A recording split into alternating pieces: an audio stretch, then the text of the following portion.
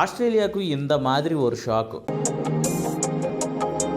ఉత్సాహంగా ఉల్లాసంగా చదువు సాగాలి, గొప్ప గొప్ప ఉద్యోగాలు సాధించాలి. Vignan deemed to be university.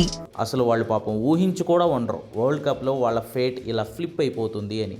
ఏ ముహూర్తాన ఆఫ్ఘాన్ చేతిలో ఓడారో తెలియదు కానీ భారత్ చేతిలోనూ కంగారులకు పరాభవం తప్పలేదు. సెమీస్ బెర్త్ దక్కాలంటే ఖచ్చితంగా గెలిచి తీరాల్సిన మ్యాచ్లోనూ ఆస్ట్రేలియా నిన్న ఓడిపోయింది.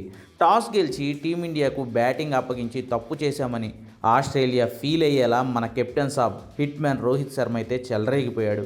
విరాట్ కోహ్లీ తన డకౌట్ పరిశ్రమను కొనసాగిస్తూ మరోసారి డకౌట్ కాగా హిట్ మ్యాన్ మాత్రం వీర విధ్వంసం చేశాడు. స్టార్క్, హేజిల్వుడ్, కమిన్స్ ఎవరినైనా తెచ్చుకో ఎవరిని వదలనన్నట్లు ఉతికి పారేశాడు. 41 బంతుల్లో 7 ఫోర్లు 8 భారీ సిక్సర్లతో హిట్ మ్యాన్ చేసిన 92 పరుగులే భారత్ చేసిన భారీ స్కోర్కు కారణమయ్యాయి.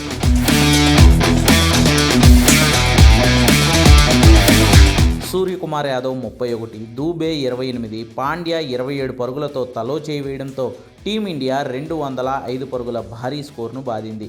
206 పరుగుల టార్గెట్తో బరిలోకి దిగిన ఆస్ట్రేలియా మొదట్లోనే వార్నర్ మావ్ వికెట్ను సమర్పించేసుకున్న జిడ్డు వదలని తల హెడ్ మన బౌలర్లను అయితే చెడుగుడు ఆడుకున్నాడు. మిచ్ మార్ష్, మ్యాక్స్వెల్తో కలిసి కాసేపు అందరినీ కలవరపెట్టాడు. 43 బాల్స్లో 76 పరుగులు చేసిన హెడ్ వికెట్ని మన బౌలింగ్ దేవుడు బుమ్రా తీయడంతో ఆల్మోస్ట్ మ్యాచ్ మన చేతుల్లోకి వచ్చేసింది. హర్షదీప్ 3 వికెట్లు, కుల్దీప్ యాదవ్ అద్భుతంగా బౌలింగ్ చేసి 2 వికెట్లు, బుమ్రా, అక్షర్ పటేల్ తలో వికెట్ తీసుకోవడంతో టీమిండియా 24 పరుగుల తేడాతో గెలిచి సగర్వంగా సెమీస్లోకి అడుగుపెట్టింది.